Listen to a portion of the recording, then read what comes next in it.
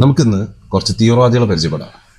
Already ഇപ്പം നമ്മളെ Muttom police arrest ചെയ്ത ഒരുത്തണ്ടല്ലോ, സനൂഫ് എന്ന് പറഞ്ഞിട്ട് ഇന്ത്യക്കെതിരെ കമന്റ് ഇട്ട് നമ്മൾ കാഫിറുകൾ മറ്റേന്നല്ല ഇങ്ങനെ കുറെ പോലെ തക്ബീർ തേങ്ങ മാങ്ങാന്ന് പറഞ്ഞിട്ട് ഇവന്റെ ന്യൂസ് കൊടുത്ത് നമ്മളുടെ പ്രമുഖ സമാധാന ചാനലായ ഒരു ചാനലുണ്ട്.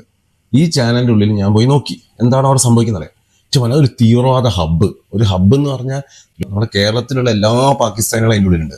അതിനുള്ള കുറച്ച് കമന്റുകളെ നമുക്ക് കാണിച്ചു തരാം. ആ കമന്റ് ബോക്സിൽ ഒറ്റ ഒരാൾ പോലും, ഏകദേശം 1.5 വരെയാണ് ആ കമന്റ് ബോക്സ് നോക്കിയത്, ഇസ്ലാമിൽ പെട്ട ഒറ്റ ഒരാൾ പോലും അതിൽ ഇവൻ ചെയ്ത് തെറ്റാന്ന് പറഞ്ഞിട്ടില്ല.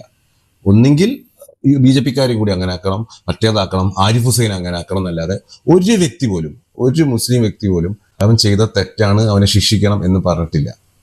അപ്പം ആലോചിച്ച് നോക്കിയാൽ മതി എവിടെ എത്രത്തോളം ഭീകരാണ് അവസ്ഥ എന്ന്. പിടിച്ചവൻ മാത്രമല്ല, ഈ കൂട്ടിൻ്റെ ഉള്ളിൽ കുറെ ഉണ്ട്. ഇത് മൊത്തം തീവ്രവാദ ഹബ്ബിൽ വന്ന കമ്മിറ്റികളാണ്. നോക്കിയാൽ മൊത്തം ഇരവാദം. കുറെ പേര് UAPH അറസ്റ്റ് ചെയ്യണം. ഈ അഭിപ്രായം പറഞ്ഞൊരു UAPH ഞെട്ടല്.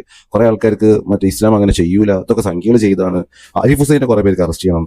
ഈ പറഞ്ഞ അറബി പേരിൽ ഒരു സൂക്ഷിക്കുക. പിന്നെ ഈ കമന്റ് സംഖ്യകളിട്ടാണ്. പിന്നെ യുവമോർച്ചയ്ക്കെതിരെ കേസ് കൊടുക്കണം കുറെ ആൾക്കാർ പറയുന്നു. ബാബുവിനെതിരെ കേസ് കൊടുക്കുന്ന കുറെ പേരുണ്ട്. പിന്നെ മുസ്ലിങ്ങളെ കുറെ ഇരവാദം. പിന്നെ ഒരു ലോഡ് മറ്റേ വാട്സപ്പ് ഡാറ്റ ഫോർവേഡ് ചെയ്യണം. പിന്നെ ഈ പറഞ്ഞ കേരള ഇപ്പൊ ഭരിക്കുന്ന സംഖ്യകളാന്നുള്ള സാധനം, മറ്റേ എല്ലാ സംഖ്യകളും അറസ്റ്റ് ചെയ്യണമെന്ന് കുറെ ആൾക്കാർ, പെട്ടനീതി കണ്ടുപിടിച്ച കുറെ ആൾക്കാർ, പിന്നെ ഫേക്ക് പെണ്ണുങ്ങള്, പിന്നെ വെള്ളപ്പള്ളിനെ പൊക്കാൻ കുറെ ആൾക്കാർ, ആർസാരെ മൊത്തം അറസ്റ്റ് ചെയ്യാൻ കുറെ ആൾക്കാർ. ഇതിൽ ഉസ്താദും ചെക്കന്മാരും ചെറിയോരും വലിയോരും എല്ലാം ഉണ്ട്. പിന്നെ കുറെ പേർക്ക് വേറെ ഏതൊക്കെ കേസിൽ UAPH ചുമത്തണം. കുറെ ആൾക്കാർക്ക് നിഷ്കളങ്കത, സംഖ്യ ഇങ്ങനെ ചെയ്യുള്ളൂ, മറ്റവരിങ്ങനെ ചെയ്യല്ലോ, നിരപരാധിയാന്നൊക്കെ. ഇങ്ങനെ ഞാൻ അവിടെ തിരിഞ്ഞുകൊണ്ടിരിക്കുമ്പോഴാണ് എനിക്ക് എൻ്റെ ഒരു ഫ്രണ്ട് വേറൊരുത്തൻ റെക്കമെൻഡ് ചെയ്തു, ഷാവുൽ അമ്പലത്ത്. ഈ ഷാവുൽ അമ്പലത്തിന്റെ കമന്റ് ബോക്സിനുള്ളിൽ പോയപ്പം അവിടെ ഫുൾ ടീം അതിൻ്റെ ഉള്ളിലുണ്ട്.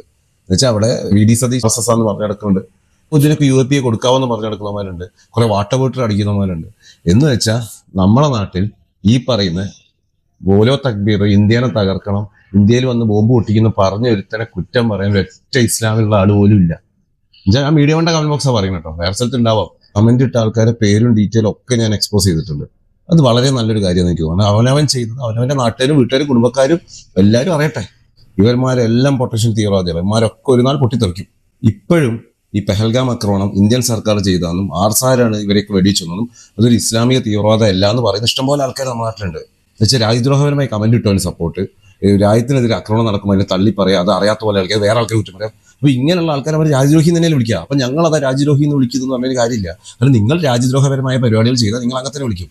നമ്മളൊരു പരിധി വരെ വിചാരിക്കും ഇത് ബുദ്ധിയില്ലായ്മയാണ്, ഇമാര് സ്കൂളിൽ പോകത്തോന്നാണ്. ഇത് സ്കൂളിൽ പോകത്തല്ല, ഇത് അവനവന്റെ മതത്തിന്റെ തീവ്രവാദം തലയിൽ നിറഞ്ഞിരിക്കുക. ഇങ്ങനത്തെ ആൾക്കാരെ നോക്കുക, ഈ മുഖം പേരും ഊരും കാണിക്കുന്നത് കൃത്യമായിട്ട് മനസ്സിലാവാൻ. ഇനി അങ്ങോട്ട് എല്ലാ കമന്റ് സോഷ്യൽ മീഡിയയിലുള്ള എല്ലാ കമന്റ് ബോക്സിലും ഇങ്ങനെ കമന്റ് ചെയ്യുന്ന എല്ലാത്തിനും പേരും വീഡിയോയും കാണിച്ചുകൊണ്ട് ഓരോരോ എപ്പിസോഡ് ചെയ്യും. കാരണം നമ്മൾ കാണണമല്ലോ, നമ്മൾ മീറ്റ് ദ തീവ്രവാദീസ് എന്ന് പറയുന്ന പോലെ നമ്മൾ തീവ്രവാദികൾ നമ്മളെ കൂടുതലുള്ള ആളുകൾ വ്യക്തമായിട്ട് അറിയണം.